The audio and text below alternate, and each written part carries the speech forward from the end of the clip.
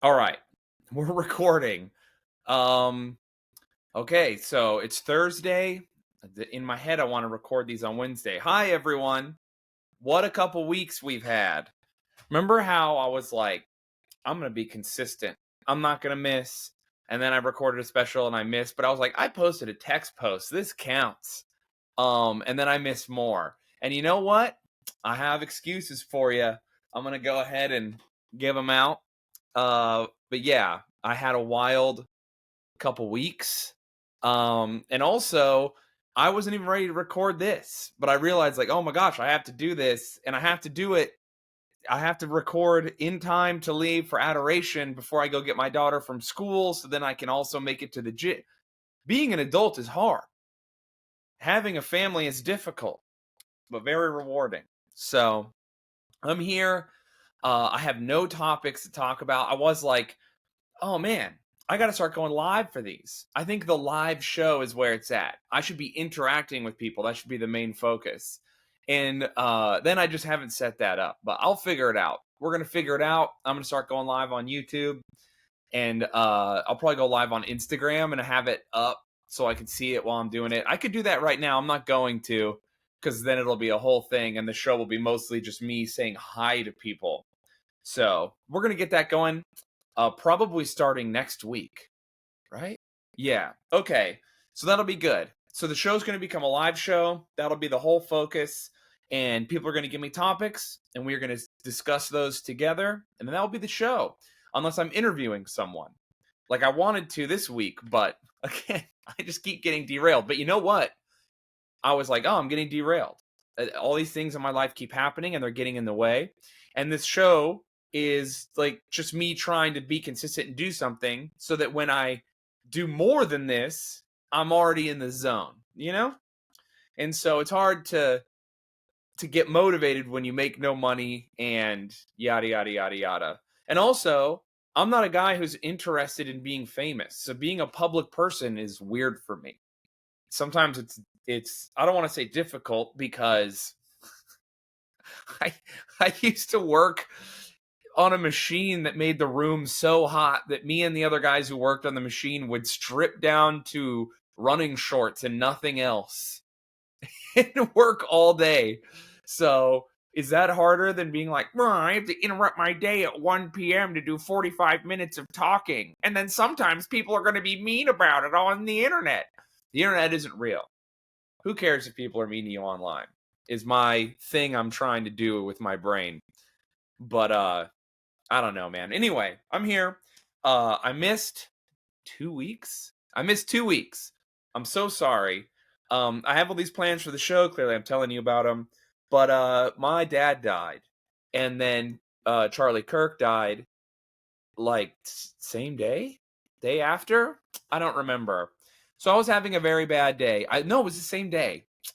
Oof. And so my father passed away. Charlie Kirk passed away. I saw the video of Charlie Kirk passing away. That was not great. He was assassinated. I say passing away because I'm trying to be chill and not bummed, but it was really awful. I watched it. It was terrible. I saw it so many times that day. Ugh. So yeah, I had a week. I had a very tough week, and then I had lots of work scheduled, and so I could cancel all these podcast appearances and things I had planned that were really big deals to me that I worked hard on getting, and then also these shows. And then when you're doing a show, sometimes you do a show and you only sell 60 tickets before. Sometimes you do a bunch of shows and they all sell really well and people are messaging you, and people get babysitters. Everyone works so hard. Money is tight. People are making time for you. They're spending hard-earned money on you. They're doing so many things. So I want to come through for them. So I did the hard thing, and I socked it up and worked anyway. And then I was in the airport and decided to cry on the internet because I'm cringe like that. And said how sad it was that people were celebrating Charlie Kirk dying, and then a bunch of people were like, we're actually going to threaten to do it to you now, and we're going to call your work. We're gonna call multiple venues to try and get you canceled. All these free speech enjoyers, all these all these free speech warriors for Jimmy Kimmel, threatening to murder me and trying to call my places of work so that they will not let me speak out loud because of the free speech enjoyers and how angry the free speech enjoyers get. It's tough out here loving free speech, because when you love free speech, it's hard. You have to spend a lot of time using your free speech to threaten and dissuade others from also using their free speech. That's what free speech is, apparently. So yeah, dealing with threats and a lot of evil comments about not just me, because like who cares? When I was a normal comedian who never said anything really that crazy as far as the mainstream is concerned, even though I was like saying some pretty wild stuff. Yeah, nothing like this. So I don't know. Anyway, it sucks, but it did happen in the past. Like I've been threatened and things, but it's really like when people take it to the next level, uh, or bring your family into it and are just disgusting. Just these people are vile. The types of people who would be mad at me for the things they're mad at, they're all vile, horrible people. By the way, shout out to my wife who was like, you should use warmer lighting on the light on your computer when you do this, and you should also close the window more. I do look better, I think. So thanks, honey. I should close the window more, but I like light. I like bright lights. I like sanitarium lighting. Do people hate this? Yes. I think it's a men versus women thing. I do enjoy soft lighting. Some warm candles all around. When I walk into a church for adoration and we're going candle mode, woo! Yes. That's what I'm talking about. Let's go. I like that. Give me the incense and the candles, make it dark, make it beautiful, reverent. I like coming home, a lot of candles. I love in the winter when it's cozy and there's just a fire. Woo! But listen, when I'm hanging out regularly, reading or whatever, I want to see. I want to see the people around me. I want to see my stuff. I want to see. All right? So I like a lot of light. Bright light. People hate it, man. They hate every time I've ever owned a home, people come in and they're like, so what? You're just like a hospital? I guess. Hospitals need to see what's going on when they're cutting you open to save you. So I need to see what's going on so that I can, I don't know, read board game rule books or whatever I'm up to. So, all right. My father died. And a lot of people are like, wow, that, that must have been tough or whatever. I don't know. I'm older. My father dying has been a confusing and tough process. I keep going through these at first I was weirded out.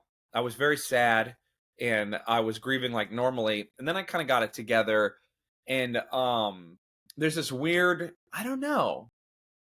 Grief is strange. Like, it doesn't hit you all at once. It hits you in like phases, and I wouldn't even necessarily call it grief because I am obviously a Christian. I have a lot of thoughts and feelings and knowledge about what happens when you die that I have faith in. And so it's not scary to me like it would be for other people.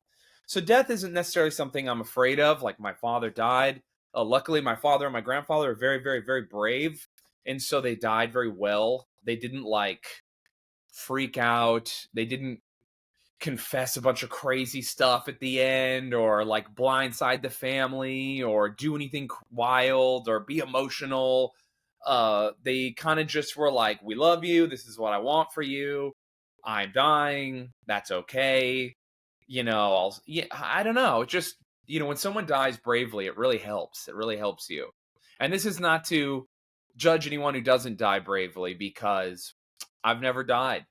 And I think it would be very scary to die no matter what. And so to be brave about it is tough. And to not be brave about it, I would show anyone mercy, I would never like talk ill of someone.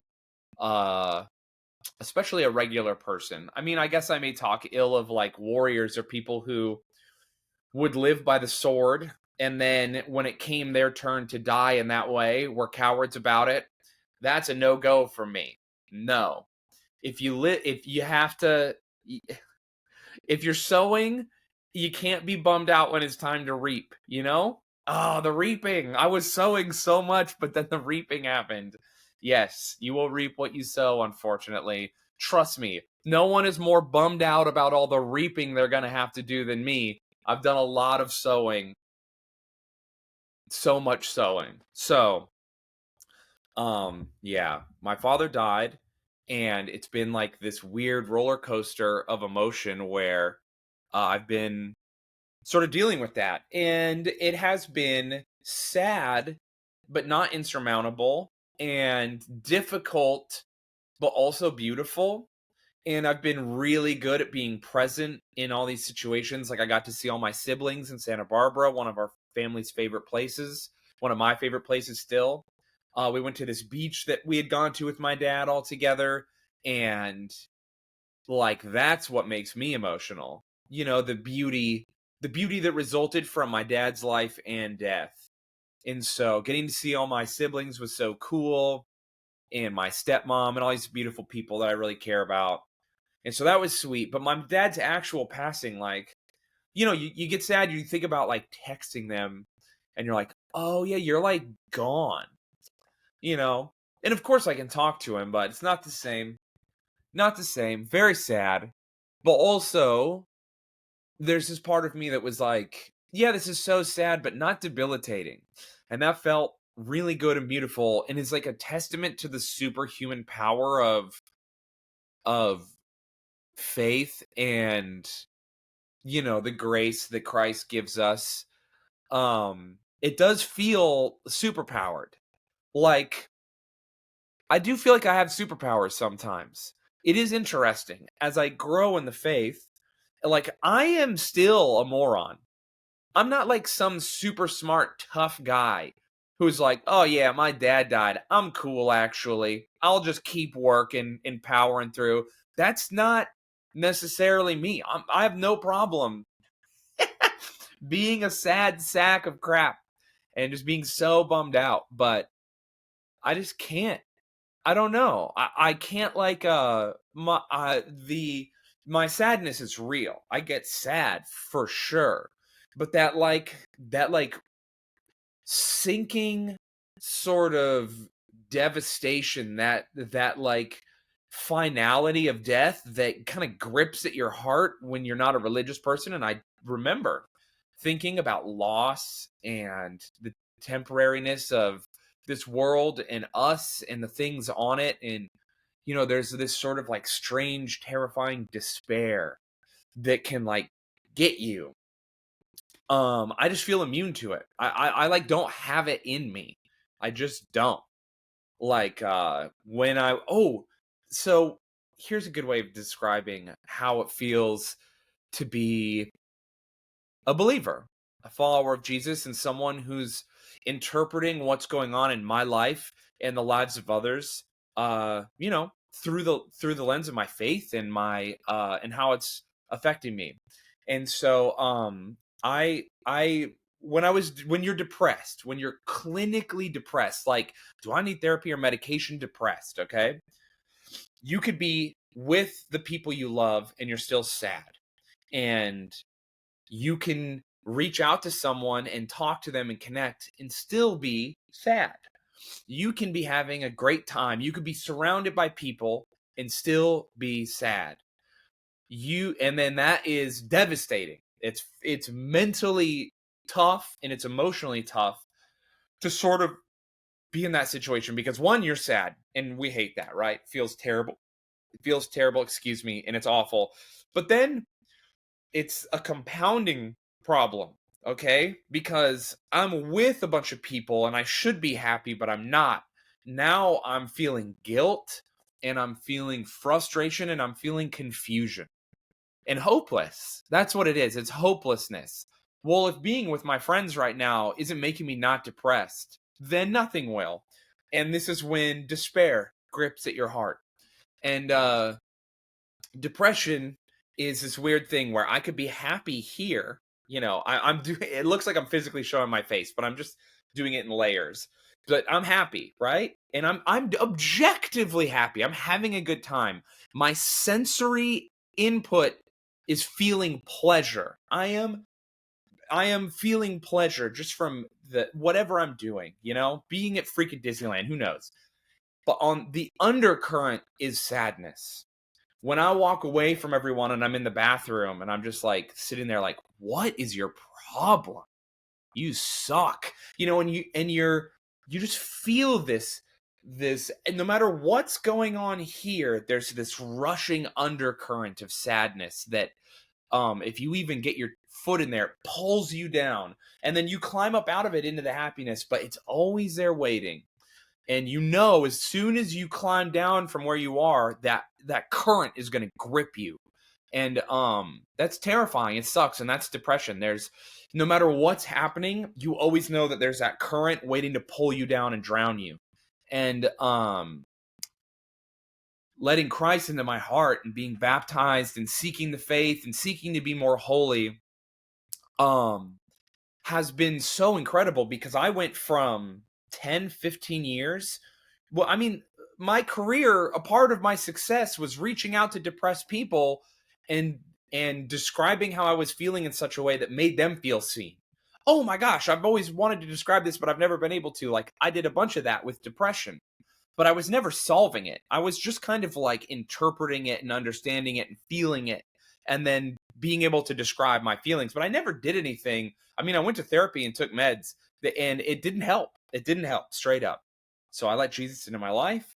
I'm pursuing holiness. Now, pursuing holiness is a huge part of this. You can't just be like, well, I let Jesus in my life. I got freestyle baptized, and now I still am doing premarital sex, and I'm living, this unrighteous life, and I'm not even trying. Like, that's not going to do it for you. You have to try.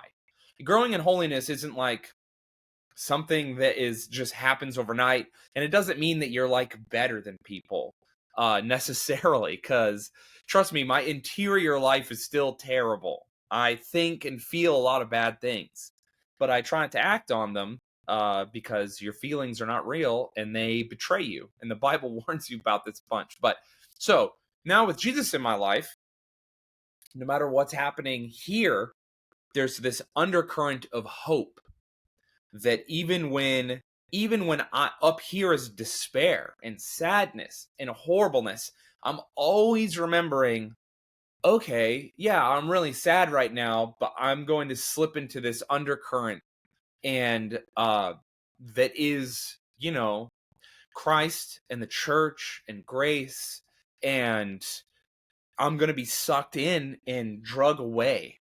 And that is like, I cannot describe to you how beautiful that is, to be crying so hard that I have to pull my car over, and just like, feeling like I miss my father so much. And like, you're thinking about all these times in the past, and you're thinking about like no future with him on this planet for now, and how just like, oh, it's brutal. It's so brutal. It's making me want to cry now, and it's so sad. And it's so devastating.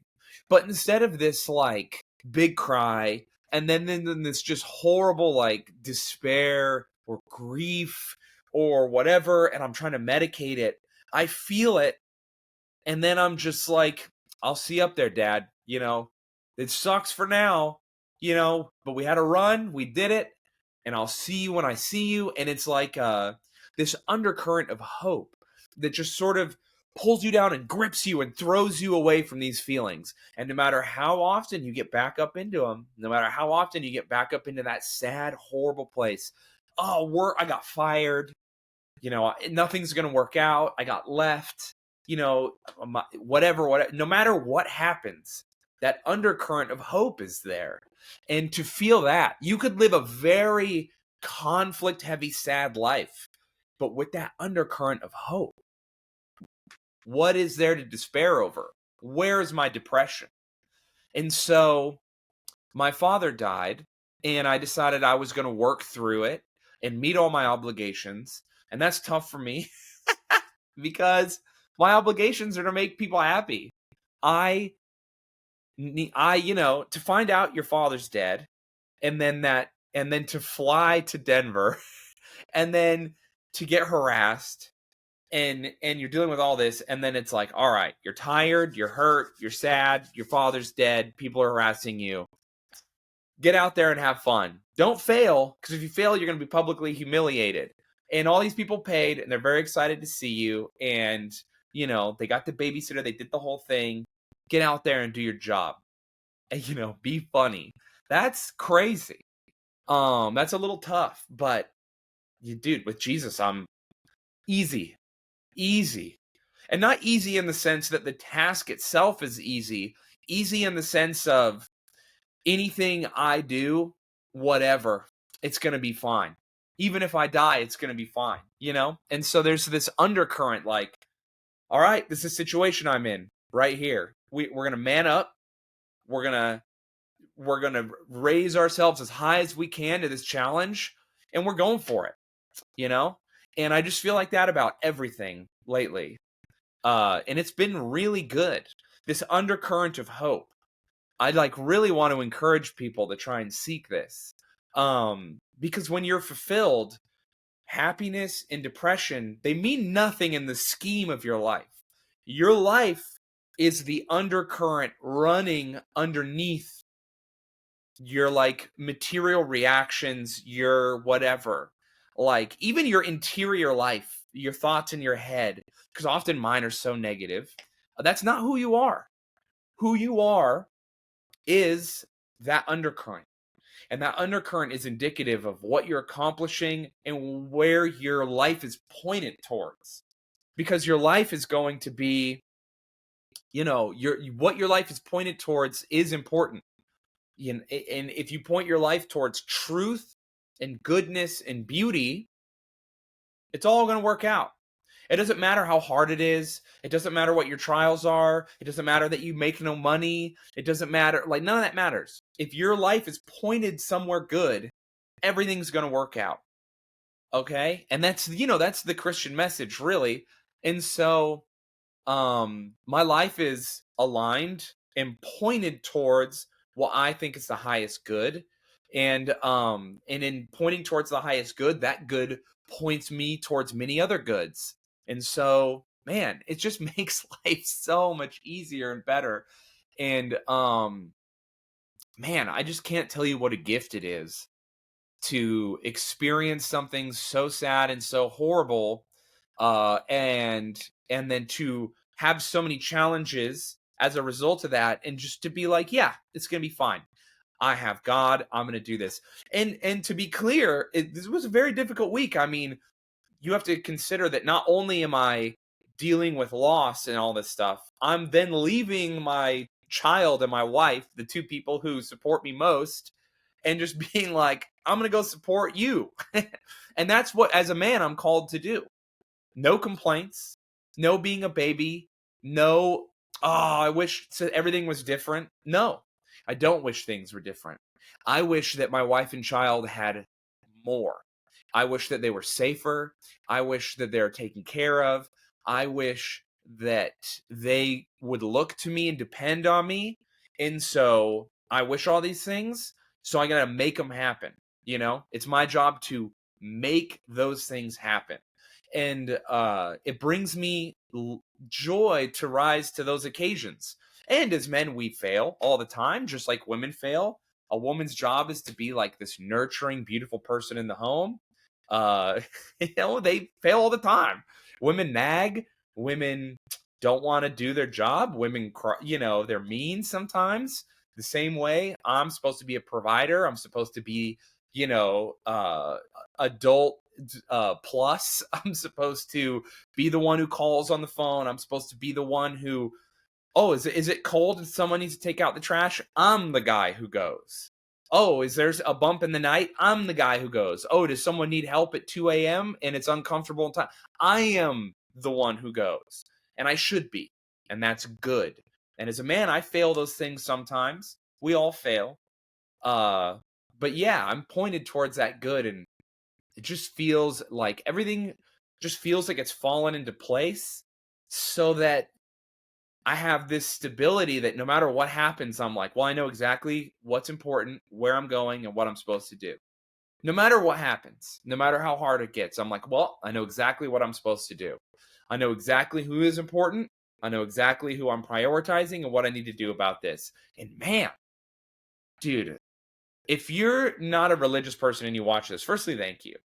But also, if you're a religious person and you watch this, also thank you. But I'm telling you, man, in terms of mental health, to get, I can't tell you how amazing this is. Dude, so much money. Therapy and meds did nothing for me, right? I mean, I was pretty aware of my problems. I was just going to therapy, and my therapist is just telling me what I've already, like, come on. How many of you out there that go to therapy haven't already self-diagnosed what the therapist tells you? You're just allowing the catharsis and the novelty of what it is make you feel good. Do you feel good, or are you getting better? Are you understanding yourself more? Okay, cool. To what end? You can't just go to therapy and be like, I know about my trauma. Oh, this is why I act this way. Oh, this response is a feeling that's responding to this thing that happened to me. Okay, who cares? What are you doing with that info? You have to take information, put it into the action machine, grind it into action sausage, and fry that up. Okay? It was the weirdest. Why would I even say it like that? You need to do stuff with what you know, or what you know is useless, is what I'm trying to say. Diet Coke break. And we're back. Anyway, I don't know, this undercurrent of happiness, this sort of fulfillment, it's just something I'm noticing. And it reminded me, like, man, everything felt so bad that week. And I just couldn't I was just like, I refused to take the black pill. You know, that especially, like, I've absorbed a lot of hate recently. There was the shooting in the Catholic school, and I spoke about that, and people didn't like my take at all. Well, not people, a bunch of certain group of people really came after me, which is just like, I don't know, people are insane. But and so I'm dealing with all this negativity, and it feels so easy just to be like, man, like, I'm getting all these threats. People say these horrible personal things to me, hundreds of evil messages. It's so crazy to get messages from people being like, I hate you, you're pathetic, no one is oppressing you, if I would kill you or whatever. And then to get to that message 500 times, and you're like, I feel like maybe I'm being a little oppressed. But then people are going to be like, oppression is systemic, and it's like, all right, I guess. Sure. But what is it called when you guys suck and are bad? What's that called? It seems systemic when society, when a group of people are all doing it to you in a systematized way. But anyway, yeah, I'm losing my train of thought because I thought about a couple of the most egregious messages I received. But in any case, yeah, be fulfilled, man. Point yourself towards God. God's going to point you towards your vocation, which is going to be religious life or marriage, and you're called to one of these two things.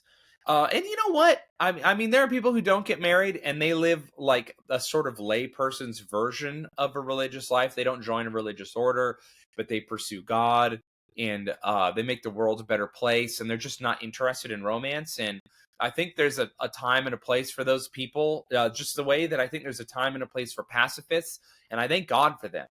Pacifism is beautiful. The people who practice it, God bless them, are practicing radical love and mercy in a way that I just can't. I simply can't. But I think that the same way God needs some of us, calls some of us to sort of to be a religious, to be celibate, but he also asks us to be fruitful and multiply. We're called to different things, And not everyone can be perfectly chaste all the time. Some of us are married and gonna have babies, and we're called to that, and we love that. And that's just how it is. And some of us aren't, and that's really good. We need both. And so we need pacifists the same way we need people who are willing to defend via force that which they love, that which they care about. And they're also, injustice also is a part of that. And I guess justice is defense, but there's this interesting conversation happening online because Erica Kirk forgave the killer. And a lot of people were, atheists like to do this thing where they jump online and they're like, Jesus said turn the other cheek. So what now? Christians, game, set, and match. You have to let me do whatever I want to you, and I don't respect you or believe anything you believe, but I'm right. And then they kind of look at you like they got you. Turning the other cheek is not what you think it is. That parable is about being treated as an equal and about prudence and measured response to insults, slights, and violence. That is, if someone hits you with the back of their hand, you turn the other cheek so that they're angry and they want to hit you, but to hit you again would be to honor you as an equal, to hit you with the front of their hand anyway. It's a whole deal. Tolerance is not a Christian virtue. And in fact, you're not supposed to tolerate evil. You're supposed to destroy it. And that doesn't mean that we're going to do some Giga Chad based Warhammer 40K type Inquisition, as much as some of us think that would be awesome. That's not what that's about. What it's about is being prudent, being kind and loving to those you disagree with, but being honest with them. When you love someone, you tell them the truth, even if it hurts them. So that would be like refusing to use certain pronouns or whatever. And that's where we get weird middle grounds with some of this stuff. But in any case, tolerance is not a Christian virtue. Tolerating violence against our communities, against our people. I'm sorry, I'm disgusting. I'm inside burping while I'm talking. That's how you know I'm almost 40. In any case, yeah. And so tolerance is not a Christian virtue. The good, pursuing the good is important. And if you have total and complete tolerance of all things, then you're going to tolerate evil. Evil will usurp the good, and then we'll have no more good. So you can't do that. You can't do that at all. It's so frustrating to watch people online basically tell you hey, if you're not a pacifist, you're not a good Christian. And I want to be like, I can see that you are not Christian. So you don't respect me, you insult me, you think that my religion is somehow tied to negativity in society, yet you're going to tell me how to be the thing I am. And when I tell you you're wrong, you're going to truly believe that you're right about my religion. Honestly, I'm really interested at how many people in America these days are atheists without looking into it. I think this is what's happened. So this is my theory. Christianity had a really bad time for the 80s, 90s, and early 2000s. That was 30 years. That was an entire generation of us just sort of slowly heading downhill as vice and pleasure became the thing. And then people became obsessed with the idea of a personal relationship being the forefront of your spiritual practice or whatever. And so they're have a personal relationship with Jesus. So basically they're trying to create Jesus into a guru instead of the savior of all mankind. And Catholicism, unfortunately, kind of was oh, well, these mega churches make all this money, and Protestantism it looks exciting and fun. There's lasers and fog machines and people dancing, and there's a lot of singing. And so we got to get away from this traditional stuff and go towards that. And that was a decline of Christianity overall. And during this time, as Christianity began to decline, a bunch of people basically were they just weren't looking into it. There was no, and as a Catholic, we call it being catechized, which is being educated in the faith. But Protestants have really good theological educations as well, and they can. And so they didn't, though. No one learned anything. Everyone was just kind of like, my grandma believes in Jesus. Yeah, Jesus is real, whatever. And then they, over time, people started to ask questions. The internet became popular. People started to ask a lot of questions about Christianity and religion in general, and no one had the answers because they had all been very poorly educated by lukewarm people. And listen, God spits lukewarm people out of his mouth for a reason, okay? So all these lukewarm Christians gave these horrible educations. So these lukewarm Christians, your grandparents, your parents, I believe in Jesus, I do too. And then you go, yeah, okay, sure. And you don't look into it. And you're like, yeah, I'm a Christian. I believe this. It's very comforting. I'm intuiting that this is good. And then someone asks you questions. Well, slavery's in the Bible. And then you go, yeah, I never looked into it. Oh, that's bad. Well, guess I'm not that anymore. And you just give up because you don't want to get educated. You don't want to make an effort. And you heard one thing that you disagreed with, and the thing you disagreed with now gives you permission to, oh, well, yeah, I guess the Bible's bad, so now I can do whatever I want. I can be a degenerate, and that's cool. And now we have a society where everyone's a degenerate. But so this happened, and that was a net bad for Christianity. Now, over the last 10 years, we're having a revival that is picking up speed in the last, I would say, 5 years. It's been nuts. Basically, I've been discerning Christianity for 4 years, been converting for 3 now. I have converted for 3 now. And that whole time, it's been bananas insane. Every year, it's like more and more and more people converting, more people talking to me about it, more people everywhere I go, So the revival's happening. The education is there. Now we're at the point where everyone was atheist. And they were atheists because, like, yeah, my dad's atheist. Or, yeah, all my friends are atheists. And they didn't really think about it. And they didn't have an atheist education. And they can't answer these questions. And then people are like, hey, well, if you have no objective ontological reason for your morals, you're a moral relativist. So just whatever society decides is what's good. So in societies where women are considered subhuman, to you, that's moral. You can't even condemn them because of where you stand morally is different culturally than what's good for them. And then they sit and think about it for a while, and they go, yeah.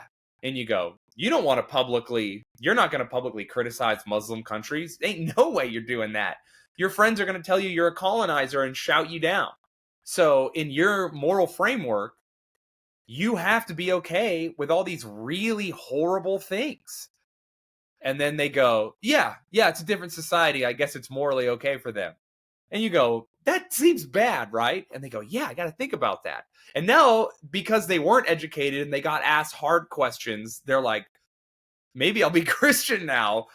The key here is not to do what happened earlier, where people got asked a hard question about the Bible, couldn't answer it, and just went, well, I'm out.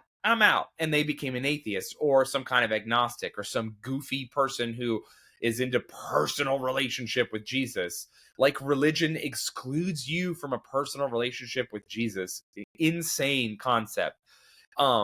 So yeah, the key now is that these people who are experiencing that same foot switch, we need to educate them so that when this next generation comes around and they get asked questions, they don't go, oh man, slavery's in the Bible, and become atheist again. We need to give them the armor of God so that they get asked like, hey, slavery was in the Bible. And then they would be like, yeah, that was the Old Testament. Slavery as defined in the Bible is like wholly and completely and totally different from chattel slavery, which is what happened during the slave trade in the 1800s, the transatlantic slave trade. Christians are the first and only group of people in history to fight against the slave trade. We're the only people fighting wars to end slavery, and we're the only countries that have like completely and totally abolished it before anyone else. There are still millions of slaves in the world. in Arab, in African countries, in Asian countries, in the Orient, like, and so there are slaves even in America right now. And we all know that. And that's terrifying and horrific and awful and evil. And we all agree on that. But to act like somehow the Bible gives people permission to have slaves and ignore the fact that Christians are the sole and complete reason that slavery is taboo in civilized society is hilarious. So, we got to educate. We got to get it going so people understand, and so that we can educate the next group of people. Because if you look back, like, it's so funny that we look back on the Dark Ages and call them the Dark Ages. They were building like these gigantic, beautiful cathedrals, and like, they invented modern warfare. They did all these crazy things. Like, medieval people were doing so much better than we think they were. And there were many generations that were really well educated in the faith. So much so that they took it and ran with it. And some people got crazy, Martin Luther. But that's okay. Actually, it's not okay. It's probably one of the worst things that's happened in the history of our world. But, that's just me. I love everybody. I love everybody. Sorry to be so Catholic there for a second. Inquisition intensifying. My bad. But anyway, we got to educate people, no matter what their denomination. I want people to, experience the Holy Spirit, to experience this undercurrent of hope that guides my life and just makes me feel like everything's going to be okay, and helps me to meet my responsibilities as both a man and a follower of Christ and a husband and a father, which are all things I'm terrified to mess up. It's very scary to have responsibility it's ontological responsibility. This is my responsibility whether I want it or not, and you have to rise to the occasion. Once you accept that like men are a certain way and we are called to a certain thing, you're like, every woman I'm ever around, it's my responsibility to take care of them.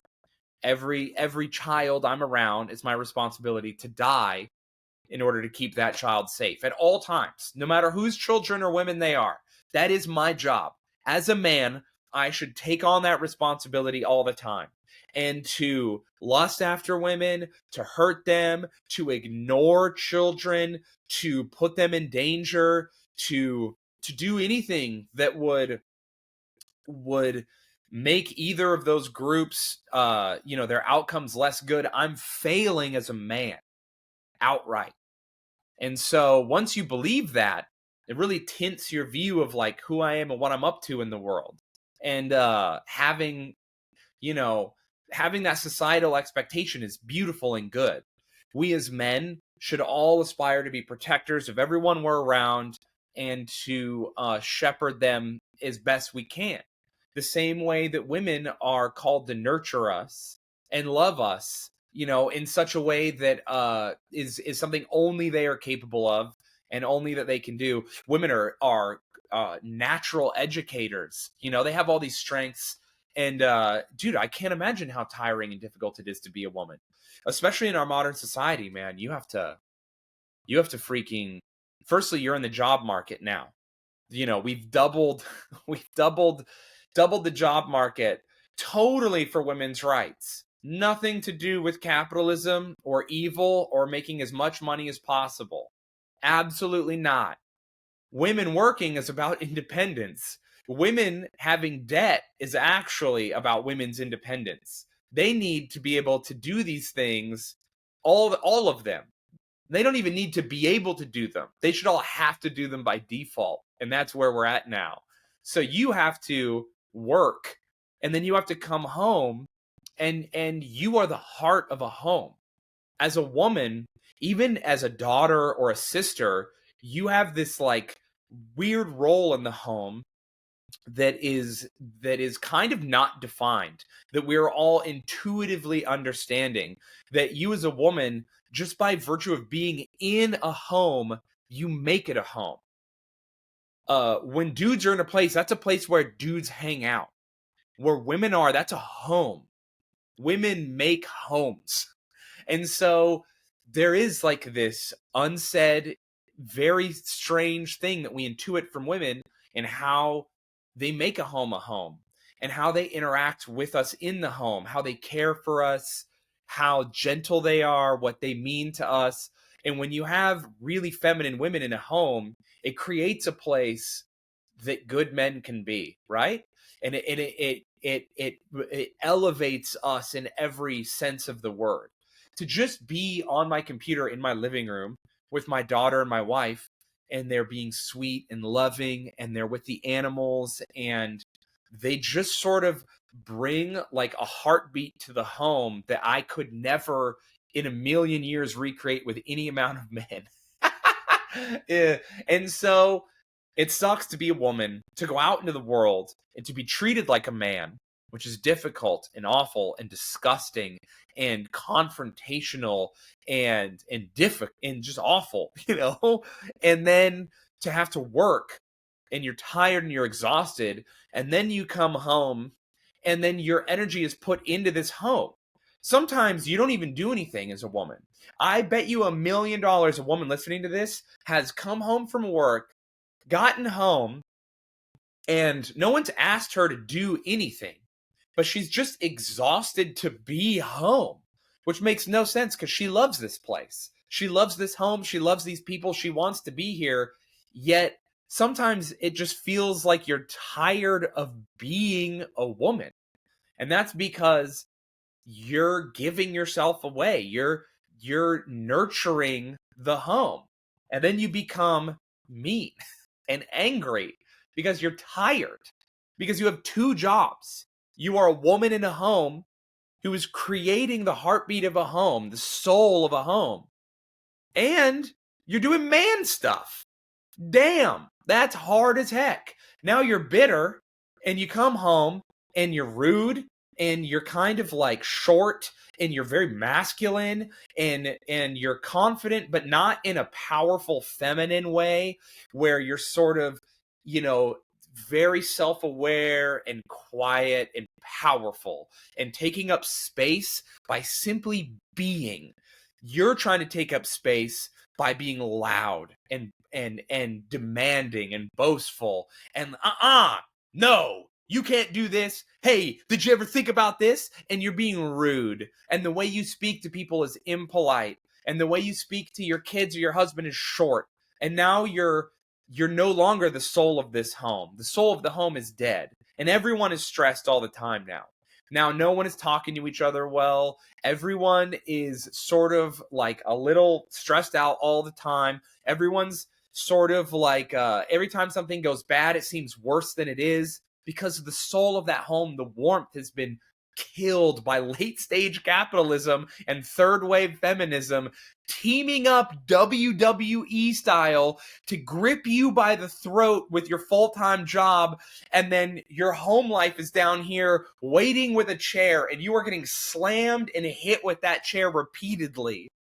And then you're like, dang, it feels like life is more than this. Yeah, it is. You're a woman. Your life is hard because you are on the clock as a woman 24/7. Every single person around you needs your femininity. They need it. It is what heals the world. Okay? We make the world safe as men so that women can heal it with their femininity. We need you. We're a team. That's the whole deal. Right? And so that's just like, that's what, so it's tough. It's tough to be a woman is what I'm saying. And I understand this is me just talking about gender roles in general and how like men have a lot of challenges right now too. And in our own ways, they're pretty equal to yours because of how things are, especially when you're a single man trying to date. Brutal. Brutal. I almost feel like for men, once you get the family, if you have a good woman, you're locked in. You're kind of ready to go forth into the world. As a woman, honestly, your troubles begin in the family because pre-family, we live in a society that's sort of like, well, we have all these expectations of men to protect you, to pay for you, to impress you, to chase you, to be confident and stuff. And we're going to give you the skills to do all that. So you have as many resources as men and the confidence and more social currency, but they have to get you and they have to spend their money, which you don't. And so you're coddled and treated very well in regular life. And then when you get married, it's like, welcome to the family. You have a lot of responsibility. Step to it. Time to be a woman. And women do hard shit. Okay? They have babies. They die for their femininity. Women sacrifice. They're on the clock 24/7. You know, women are literally interfacing with their intuition 24/7. We as men have no idea what it feels like as women are. A woman who is in her feminine, who understands her role in the family and is doing it, she is constantly anticipating everything everyone needs. Every hunger, every feeling, when you're tired, when your shoulders hurt, when you need that little bit of extra rest, when you need to be told you're handsome, when you need the I love you, when you need the cuddle, when you need the kiss behind the neck and you're just standing there not expecting it, when you need encouragement, when you need to someone tell you it's all going to be okay, all these things. When women are being women, they are on the clock 24/7, using up energy, being the soul of your family. And this goes for daughters too. Daughters have a very specific role to help their mom. They're like apprenticing for the role of this matron in the family, right? And they're so important. Like my daughter's so important to the way our home functions and how beautiful and good and innocent and feminine it is. Because a feminine home is a good home. Like you want a feminine home and I need a masculine. This is my masculine space, right? I get in here and I'm a weird guy. But out there, my home, feminine love the whole way through. Gentleness, mercy, kindness, empathy, intuition, the physical displays of life. It's all out there. It's all out there. And the animals and the women, they're all together making this home a home. And it looks tiring and hard. And so I don't know what I'm trying to say here. I just feel like called to say this. My phone's on loud. I'm very professional. I actually have to go.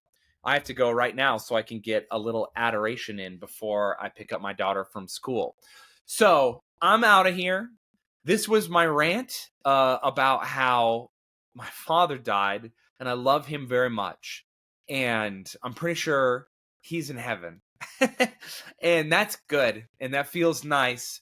And I'm gonna miss him, but that's okay because life is beautiful and I have a family and a lot of responsibility, and I am now the patriarch of my entire family, and it's time to man up and get out there and do my thing. And you know what? I have a very feminine woman who is stepped into her feminine zone. She is a woman. And with her, it makes me feel like I can do things like have my father die and be attacked and threatened and be away from my family. And my wife, this woman, gives me the strength and she steps up to the plate. And so I step up to the plate. And it just, I don't know, it's so beautiful. And I want everyone to be able to feel all these things. I want you to feel what it's like to always have just enough grace to get by, to always feel like everything's going to be okay, literally, even if you were being tortured to death. To be like, you know what? But after this, I'm good, brother. You can't beat me. I can't be beat. I can't be stopped. I'm invincible. Bad things don't happen to me. Okay? Straight up. All right? We're in it. We're here about that toxic positivity. Okay? Everything's going to be okay, dude. Everything's going to be okay. So I think I want you to experience that. And I want you to step into your role as a man or a woman. Get into your masculinity or your femininity, which is about self-sacrifice, your role in society, your role in your family, and it's about love and loving in the way that you are most suited to. All right? So get out there, get into your bag. All right? It's not about the money. It's about who you love and how you love them. All right? So, thank you so much for listening to this show, which is a show. We're going to try and go live. I'm probably going to go live on Instagram next week, and I'll just have the phone up and I'll sort of read it, and then I'll record it here, but I'll be live on Instagram, which is where I'm most popular. And I'll also try to go live on YouTube. I'm pretty sure this platform lets me do that. I'm recording on something called Riverside FM, and that is, shout out to them who make it like one click easy to post these. So I love all of you. Tell your parents you love them very much. Really consider what it means to be a man or a woman and adjust your energy accordingly. You don't need money. Your kids don't need to be rich. They don't need nice things. Your family doesn't need nice things. It doesn't need an extra bedroom. It doesn't need a boat. It doesn't need extra cars. Your family needs you. It needs you to be there with them. Okay? So, I just want everyone to know what's most important in life is fulfilling your role that you were given by God as best as you can. And while as a man that means providing, and as a woman that also means nurturing, and those two things can kind of fall under the umbrella of working and earning money to take care of your family, I really want the last thing I say today to be, hey, you don't need money as much as you need to be with and love your children and your wife or your husband. Okay? What you need is enough money to love properly. Okay? So make enough money that no one's hungry.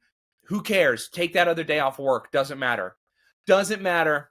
Doesn't matter. Your kids actually, you know what? I can remember like people getting like tons of new school clothes when I was a kid. And I would bet you $1 bajillion if I could go to one of my middle class friends who grew up with a dad that worked all the time, that got to have nice clothes every school year. He would be like, I would have rather wore DI special clothes and saw my dad one extra day a week after he passes away than to have the nice clothes and not that extra day with my dad. So what I'm telling you now is, as a son who doesn't have regrets about seeing my father not enough, because I don't regret anything, but I love my dad and I would trade any amount of stuff to have memories and love with him. I'm telling you to anticipate that now as a father. Imagine your son or daughter wishing they had more time with you instead of stuff. Just imagine it. Imagine if you have a child right now who's young. Imagine them as an adult and you're dead. And they're thinking about you and they're missing you and they love you. Just imagine like how much they love you and how much they miss you. And imagine them thinking to themselves, man, I would give up so much for one day. One day, Now, realize right now in the second listening to me, you can give them that day. Imagine your grown son or daughter or wife and at your funeral who would give everything they have, their whole home, everything they have for one day with you. All right? I'm sorry I'm getting emotional. I'm thinking about my dad, but you can just give them that day now. Right now. You can give them that day. Call out of work. Change your schedule. Don't take the promotion. Who cares about capitalism? Your family first. Your family first. Your family first. That's all I have to say. I feel really passionate about it right now. I keep crying on the internet. I have face tattoos. I'm tough. Okay, I love you guys so much. Thank you for listening to this episode. I'm so curious about what I'll name it. Bye.